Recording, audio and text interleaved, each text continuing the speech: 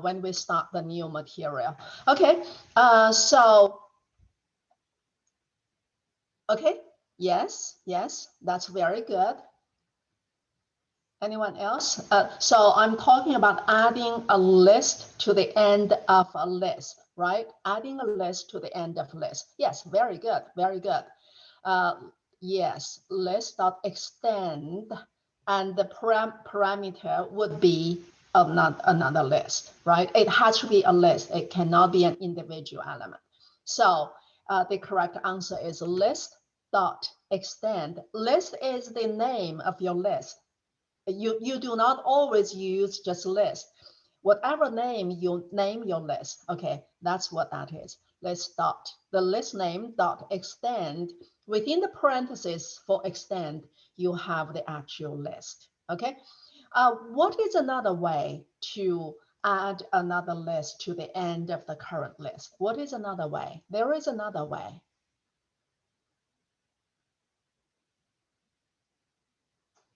I'm going to let you put it out there. I'm going to pause recording for a minute. Two answers there, that's correct. You simply add them using the concatenator, the plus sign, the first list, and you add the second list to the end of it. You use plus sign. So for example, list 1 is equal to list 2 plus list 3. Okay, that's the correct answer. And Macrine's answer is also correct. List add equals to first list. And I'm glad to see this because this is saying the first list plus square brackets inside, it's a list literal. That means inside it is an actual list, right? And Anthony's answer is list 2 plus list 3. That means 2 list variables. And Macrine's answer is the first list is a list variable. The second one is an actual list, the values within the square brackets. Okay, so those are correct. Very good. So now let me ask you this question. You may just speak. So what's the difference between object identity and the structural equivalence? So is used to test object identity, while double equal sign is used to test structural equivalence. And if you remember, the confusing part is double equal sign can test both. But I strongly advise that you just remember, use it to test structural equivalence and use is to test object identity. This way you won't make any mistakes, right? Okay. So that's good, that's correct. Let's see, object identity has the same aliases to one another. This is Macrine's answer. While structural equivalents have the same content, but has different address and location. That's very good, that's excellent. One is set and another is conditional. Okay, so I would say this answer is correct. Object identity means two references, two objects are actually, two reference variables are actually pointing to the same address. That's what that means. Oh, let me get this. Okay, that's what that means. While structural equivalence means the two objects have the same contents, but they are not in the same address. They are not pointing to the same place. They are just two different objects, but they have the same content. That is structural equivalence. Okay, so any questions about that, everybody? I'm going to copy this here so that you can see. Okay, so that's object identity has the same aliases. Object identity is, it means two or more objects, reference variables, reference the same address. Okay. So just like the academic building one, that's where you will have your class. If you're on campus, academic building one, you can call it ACA1, you can call it academic building one. You see, that's two different names, but they are referencing the same address, right? So that's object identity. Okay, and structural equivalence, this is good. It says the same content, but different address and location. If you and another person have exactly the same height, the same hair color, the same age, etc., the same content, but you are two different objects, two different persons. That's structural equivalence. Okay. Any other questions, everybody? That's what we learned the other day. Now, this is just a brief review. Let me just for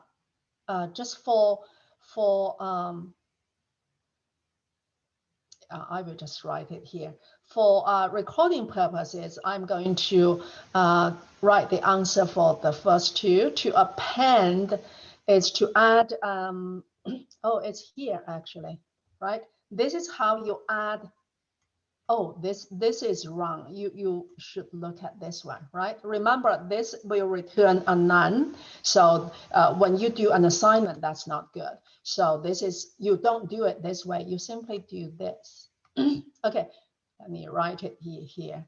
So if you want to add an element to the end of a list, okay, so you will say L. I will just type L.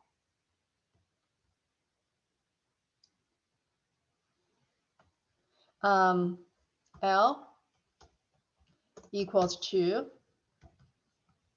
1, 2, right? So if you want to add an element there, you will just use append, right? So this is how you do that.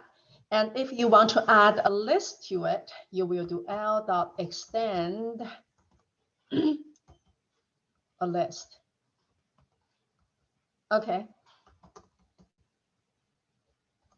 So that's how you do that. Okay.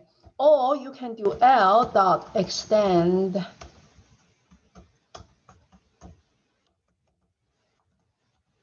you're repeating the same list. So now your list will be 1, 2, 4, 3, 4, 5, and then 1, 2, 4, 3, 4, 5. It will be repeated, right? You extend, you're adding yourself to the end of yourself. So this is just saying you can add a list to the end of a list. You can add a list literal to the end of a list literal. You can also, of course, do this. Okay, right? So you are adding two lists together. Okay, that's what we just reviewed. Any questions, everybody?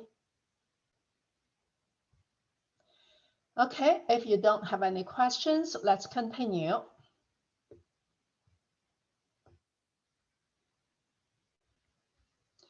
Okay, we discussed all this. Now let's look at this example. This example is to find the median of a set of numbers, okay? So this is a Python script. That means it's a file that can do, it's doing many things. Remember, I use the interactive shell so that it quickly gives you the result. It's fast. You immediately see the result. But when you do a more complicated program, you do not use the interactive shell. You use a file, right? You use the IDLE to compile, to edit this file, and then run it at the same, at once. Run it once, right? All together. That's what I meant. So this is a file, and this is the string. This is the doc string. Remember, when you do your project, make sure you put this here to explain what you are doing, right? So file name, enter the file name. This gives you the file name, right? You will enter something like number list dot text, something like that. That's your file name. And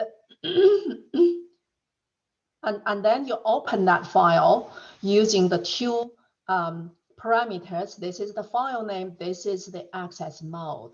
This is saying you are opening it for reading, okay? And then we declare and initialize a list with empty list. So this way you have a list, not a variable here, so that you can add, you can append, you can extend, right? Otherwise, if you don't declare it here, you cannot do this. We do have the append here. So if numbers is not declared here as a list, you cannot call append, because append is a list method, right? So here, declare a list variable and assign an empty list to it. Okay, that's what this is doing. And then for line in F, for line in F, okay, so I cannot find my pointer here. So F is the file object, and that's whatever file you opened. And line is just a variable. You can name it anything, right? And you are saying that line split it.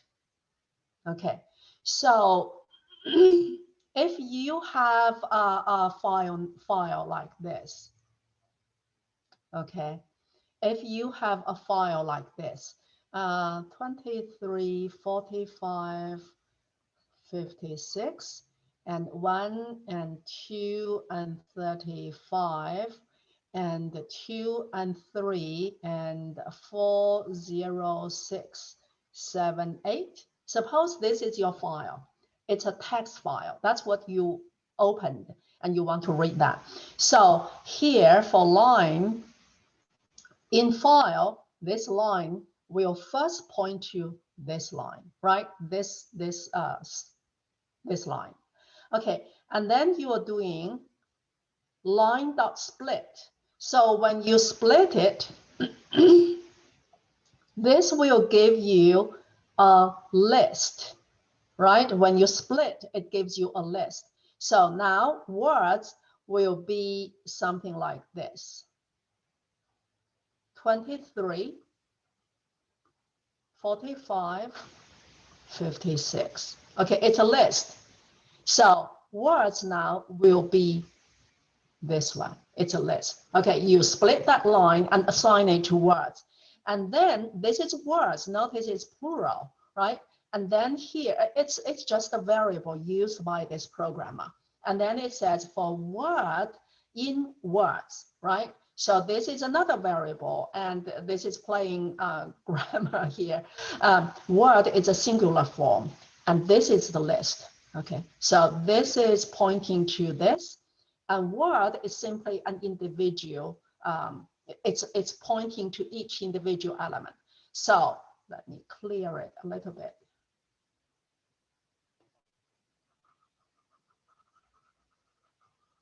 Okay, so now pen, right?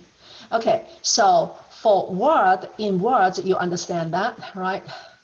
Okay, that's that. And word will reference each individual element of the list. Numbers, remember, numbers is an empty list, right? Empty list dot append, because we are appending, we are adding each individual element, so we use append. Okay, word, that's each individual one. Each time it's one of them, and convert it to a float and append it to number. Okay, so now numbers will be a list of floats, right? Not a string, but a list of floats. So any questions about this code, everybody? This loop will run, given this first line, this loop will run how many times, everybody? This loop will run how many times given this first line?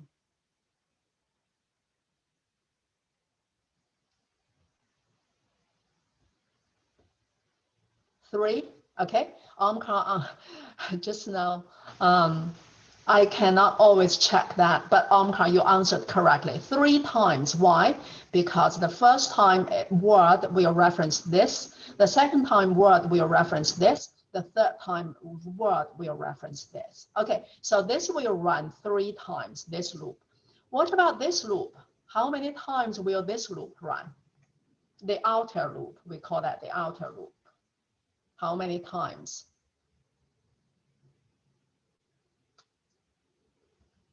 Everybody? How many times will the outer loop run? This one.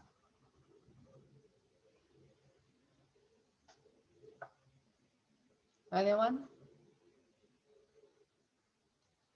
So let me ask you, what does this reference each time? It references each line, right? So how many lines do you have? You have 4. So this loop will run 4 times. And each time it will split that line into a list. And then it will run a for loop for however many elements in the list. It will run that many times. So the first time, for the first line, this loop, I need to clear that. The first time, oh, I cleared my own list. The first time, if you have 4 lists, if you have 4 words, 4 numbers in the list, this will run 4 times. And then this will go to the second line. If it has 3 numbers in it, this will run 3 times. And then the third time, it go to the third line. If it has 2 numbers in it, this loop will run 2 times. Do you understand it, everybody? I will just draw that again. Do you all understand that, everybody?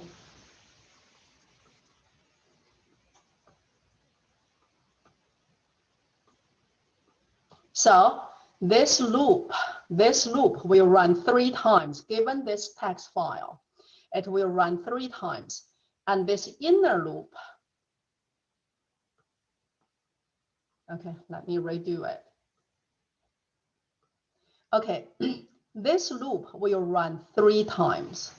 Okay, the first time it will go through this line, the second time this line, the third time this line. And so each time it will split a line into a list. So the first time words will be 1, 3, 4. The second time words will be 1, 2. The third time words will be 4, 5, 6, 7. Okay, so that's what this will be each time. And then each time with the first round of this outer loop, this loop will run 3 times because you have 3 elements, right? So it will append each element, convert each element into a float and add it to the end of numbers. Okay, and then the second time, so now numbers will have 3 elements after the first round. And then after the second round, it will add this to it. So numbers will be, after the first round, it will be like this. And after the second round, it will be like this. After the third round, it will be like this. And now you have a list, okay? That's how this works. Any questions? Look at the code. I'm going to pause. So this is the first line and the new line character. So this would be the second line with 2, and then this would be the third line, right? Okay, and then I'm going to close it. Okay, let's go there. I should be in my Python folder because I did not specifically specify where it is. So it should be in Python. Okay, let's see, numbers. This is the one I just created, right? These are from our previous exercises. So this is the one we just created. And if you look at it, that is the text file we just created. Okay, so now I'm going to read that text file, okay? I'm going to read it. And so to read it, first we need to open it. So I'm going to use F again to open.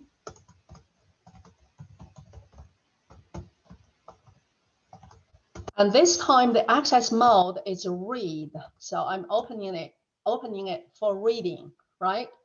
And so if you look at the code, it should be for, instead of call it line, what do we call it? Each line.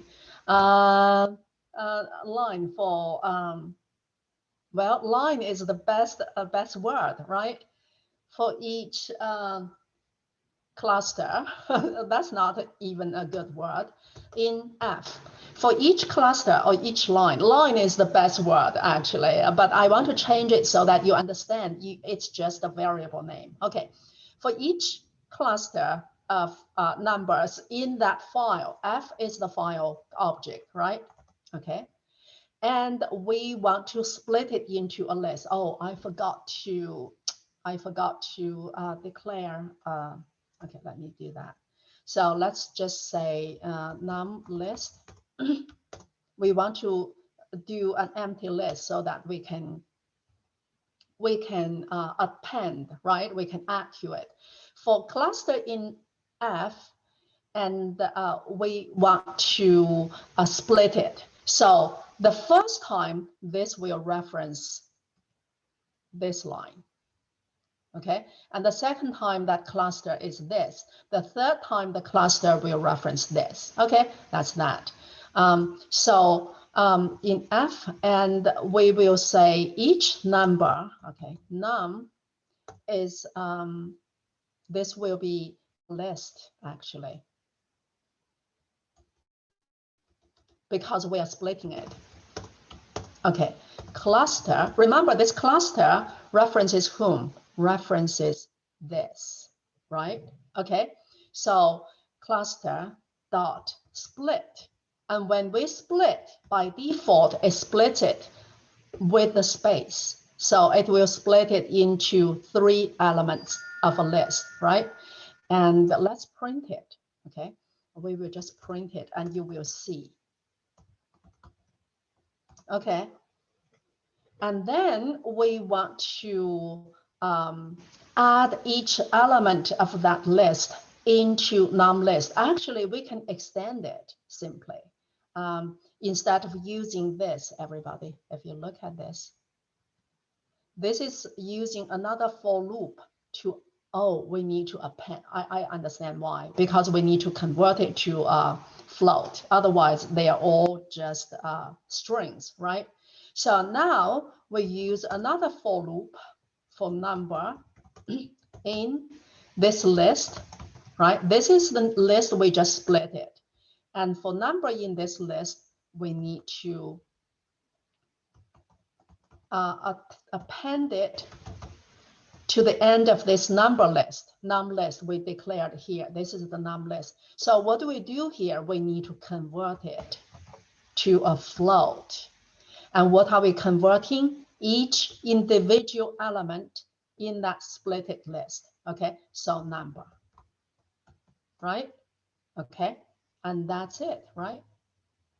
Yeah, that's it. Okay, so, and you can see that the first time we said print list, right? The first time n list is this. It's a list of strings. The second time it's this. The third time it's this, right? That's the 3 times this for loop run. That's the 3 times it runs. And that is exactly what we have here. It's splitting it into a list. Omkar, does that explain it?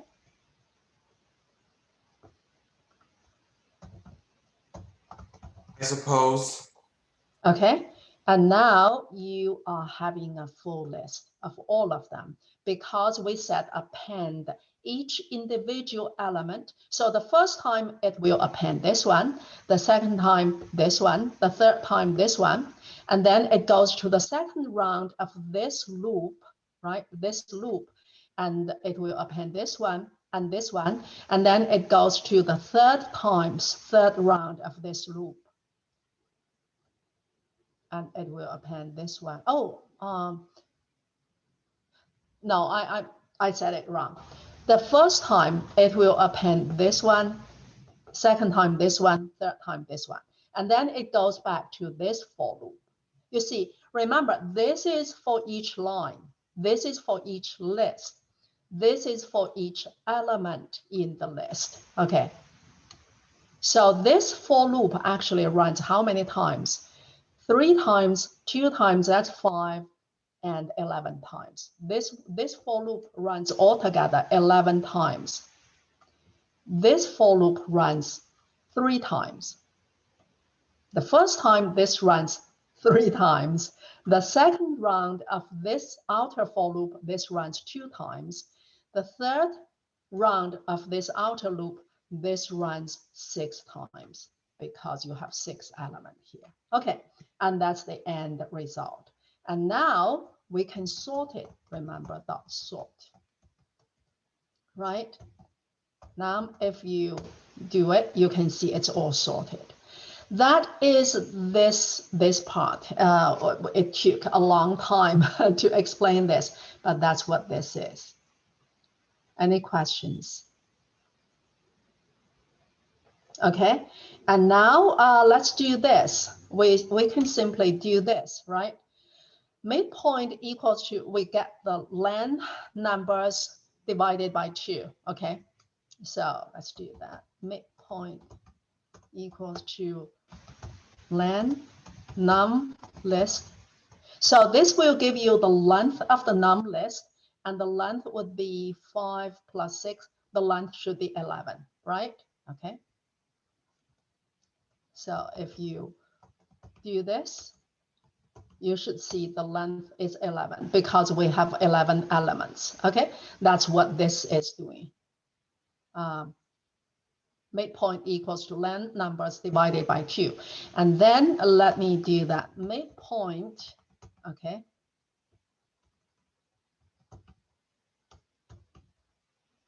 Divided by 2. Oh, it's using this, right? Can I do this? What's the difference? My keyboard is a little bit sticky here. Okay, what is the difference between this and this, everybody? What's the difference between this operator and this operator? What's the difference? Do you remember? One is the double backslash is the integer Yes. division, Mm-hmm. and the other one's the yes. actual division. Yes, that's correct. This will give you the quotient only, okay? And this will give you the quotient plus whatever decimal place is. So this is integer division, this one, right? So now if you see, we have 11 integer division, okay, oops. 11 divided by 2, that's 5. That's the remainder, right? So the integer division gives you 5. And that's that. Okay, so now let's see what we do. We just print it out. The median is, okay. So this is saying if it is, okay, so we want to get the median value. If you have 11 elements, then the median value is very easy to get, right? It will be the middle one. Okay, let's look at this. So if it is 11 elements, then the middle one is the median value. If you count first one, second one, third, fourth, fifth, right? But this, okay, but because of it's a list, we are counting what? We are counting 0. This is at position 0. 1, 2, 3, 4, 5. This is position 5, and this is exactly the middle value, the median value. There are 5 values before it, right? And there are 5 values after it. So that is the median value. So if the length is odd number, then you will just use this midpoint to get the median value. Okay, and that's what this is. If you look at it, I'm sorry, go ahead. What if it's an even number of? Yeah, we will talk about that, right? So here, if length numbers modulus 2 is 1, and this modulus 2 is 1, 11 modulus 2 is 1 here. That's the remainder. So this case is true. Oh, here. Okay, so that's true. We print numbers midpoint, which is the median value. Okay. Else, that means len numbers modulus 2 is 0, right? Because when you modulus 2, the only two results are 1 or zeros. And so that means it's 0. When it's 0, it means you have an even number of elements. So the length is even. What do? You will get the midpoint plus the previous one, the two values there, and divide that by 2. That will give you the actual median value. So I'm giving you examples here. I cannot use this. This can only illustrate the first point, right? But because I have an odd number of elements, let's look at this example. So assume numbers is this. This is an even, odd number of elements. So midpoint would be len numbers divided by 2. This will, len is 5. 5 divided by 2, right? It gives you 2, integer division.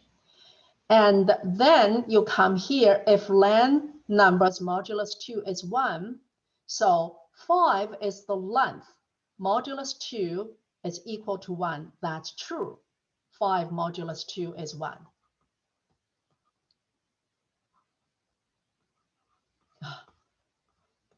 Right? So that's true. So when it's true, numbers midpoint is what? Midpoint is 2. Just now we said, right? Midpoint is 2.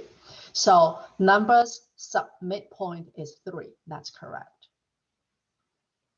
That's 3. 0, 1, 2. So in this case, it's good. When it's an odd number, the length is an odd number.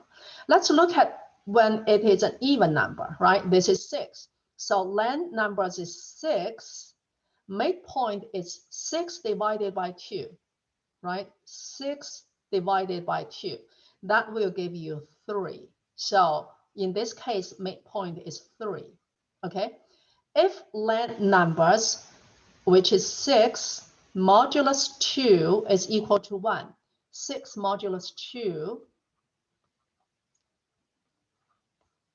is not 1, it's 0. 6 modulus 2 is 0. So this condition is not true. We go to else. We come here, right? Numbers sub midpoint. Midpoint is 3. Just now we calculated, right? Midpoint is 3. And so numbers sub midpoint, which is 0, 1, 2, 3, 4, 5. That is 4. That's numbers midpoint, which is 4. This value is 4. Plus numbers midpoint minus 1. Midpoint is 3 minus 1 is 2, right? So this is numbers sub 2, which is 3, right? Number sub 2 is 3. So this value is 3. 4 plus 3 is 7. 7 divided by 2 will give you the median for this list. Do you all understand it, everybody? I gave you the detailed calculation here. Okay, and we just went through that. Do you understand this code, everybody?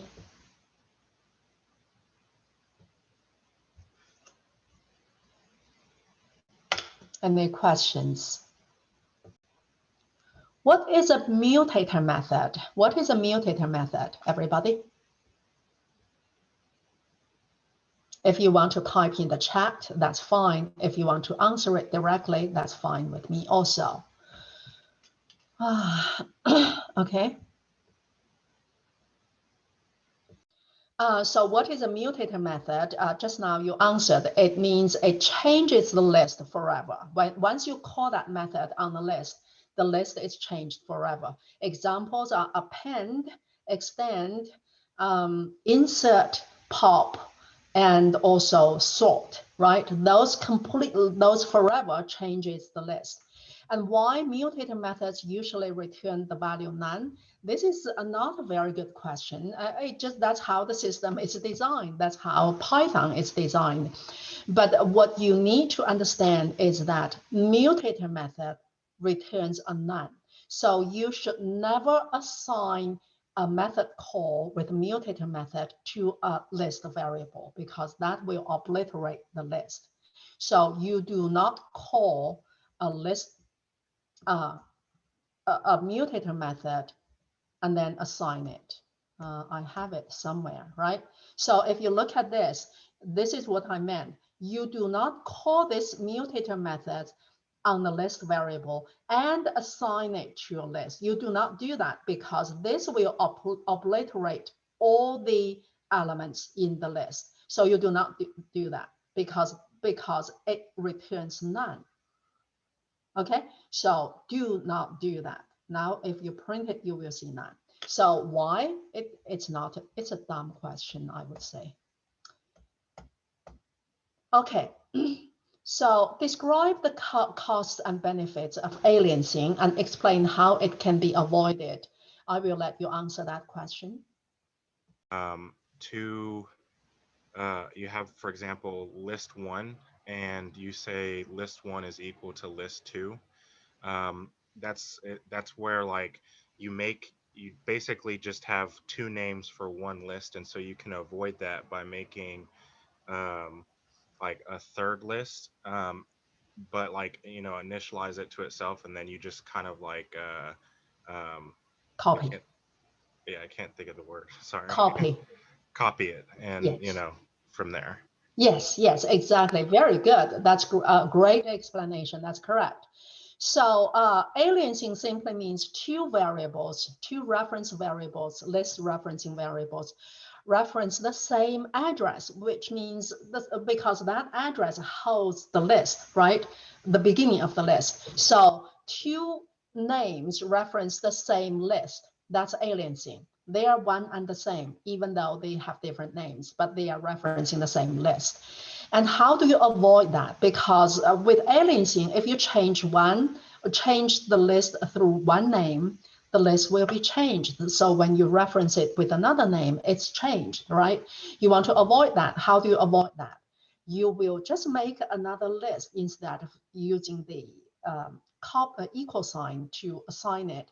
You just make another list and copy the elements from this list to another list. Now you have 2 separate reference variables referencing 2 separate lists, but they are the same because structurally they are the same, right? Structural equivalence, but not the same object. Okay, explain the difference. We just did that, right? Object identity means aliasing. 2 reference variables reference the same object. And structural equivalence means they are 2 different objects, but they reference the same. They have the same content. Content-wise, they are the same. Okay, let's look at this one. Given the list data with the values, I'm just giving you that random value. Write code to sort the values in list. Okay, this is an easy one. That's correct. Data.sort. Data is the name of the list. You cannot use any other name because that is the list name. So, oops. Okay. So you will do data.sort. That's correct. The second one, everybody. Any other name would be wrong because you're not sorting that list, right? The second one, write a loop that accumulates the sum of the numbers in data. How about, can you do that in chat or do you want to do it on your own. You do it on your own first, right? Oh, I'm going to pause.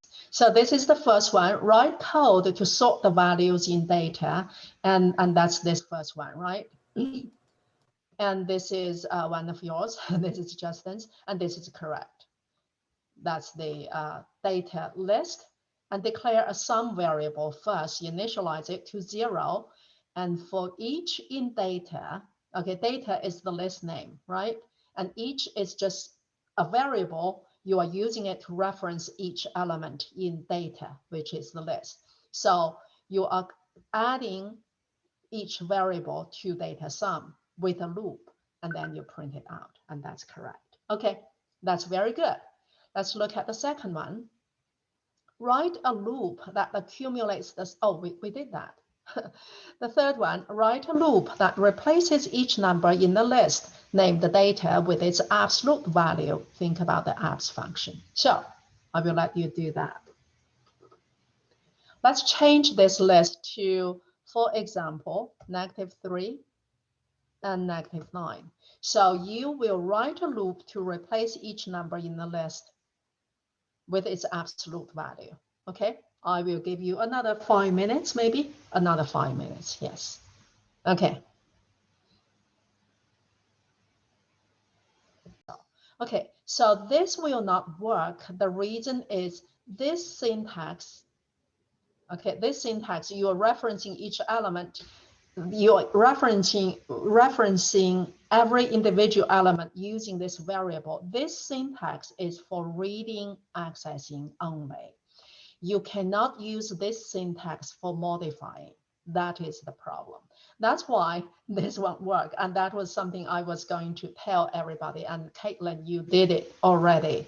So let me copy what you did here, and just for, once again, just for this purpose, right? This is what Caitlin did. New data, right? Declare a new variable, call it data. And okay, you're appending the absolute value of the original data to new data. You see, everybody here, you are just using it. You are using, when I say absolute, when I say for reading, accessing only, you are accessing it. That means you are using it. You are not changing it. So here you are using absolute, that variable, right? You are not changing it. You are changing what? You are changing new data. That is what you are changing. You are not changing each individual variable in the data list. So that's why this works. Okay, and basically you are using abs, the method, to that function to change the value into absolute value. That's one solution. Anyone else? Okay, what if I say you cannot give it a new list, you have to change the current list, right? That's the variable we are using. So to do that, you can still use a for loop, okay? But this time we will have to change it, accessing it differently so that we can change it. So as you see, right, the way you simply do this for each in data, this will not work.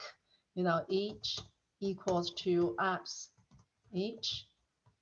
This will not work, right? We already established that.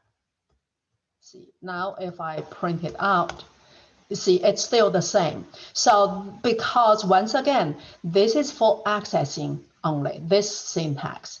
For accessing, reading, using only. Now you actually want to change. So to do that, you have to use the for loop to go through each element using the subscriptor syntax. So I'm going to do that for count, or for index, for I in range. Okay, so we need to know the number of elements, right? The number of elements is data, right? So I will be 0 first, and then 1, and then 2, and then when it's length of data, it will get out. It will always be, remember, this is not included, right? If length of data is 7 right now, it will be, the last number will be 6. So this will go through the index. And then what you can do is you can change it using this syntax, right? First time is 0, second time is 1, etc. Equal to absolute value of this element, right? Okay, so now you are actually changing each element using this syntax in the list, okay? Oops. Now let's see. Now it's changed.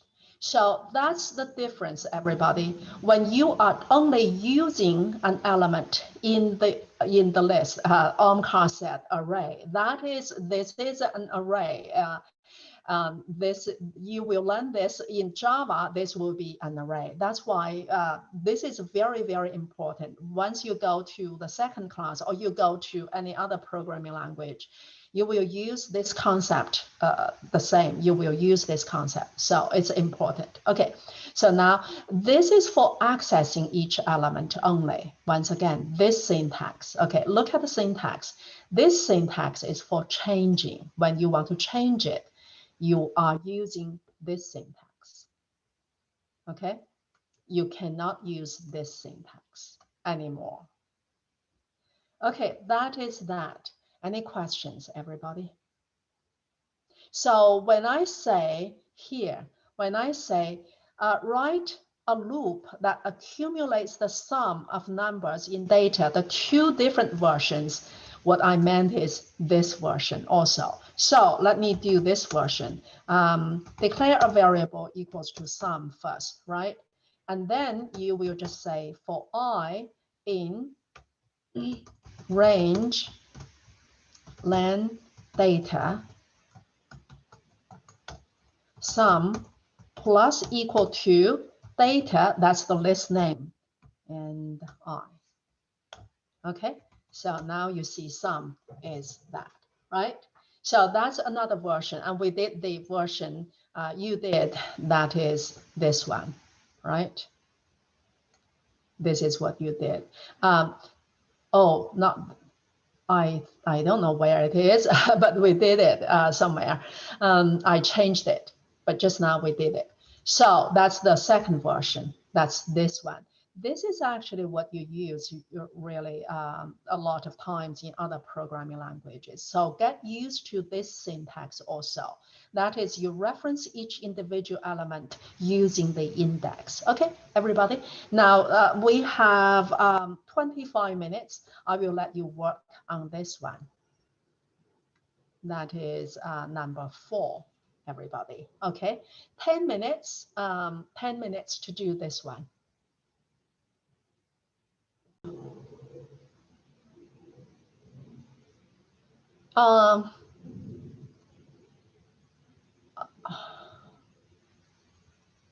Okay, you are asking I see why you ask that question. You're asking the user to enter, right? Yeah, that's good. That's good. You're asking the user to enter a number, and if it's nothing, then you just press break. Else, if it's not 0, you add to your result, the list. Yeah. Yeah, and then you convert it to an int. That's correct. That's very good, Omkar. I think you did it differently. That now I understand why you asked that question, because you are using user input, right? What I asked is simpler than that, but I'm glad you did that. That's good. So let's see what I asked. I asked, assume result refers to write a loop that adds the non-zero values in data. So I'm actually asking you to convert the data, what we had, to the result list, but you did it differently. Okay, it's more difficult actually. Anyone else? Okay. So this is young Anthony. This is what Anthony did, right? That's the data list. That's the result. And then declare the empty list. And then if it's not 0, just append I to it. Append that value to it. And then print it out and you will see the list. That's correct. Very, very good. Anyone else? We have one more in chat. Did you show someone? Okay. And this is Omkar's. Yeah, Omkar, you did it correctly. We already saw yours, right? That just now you shared. So that's very good.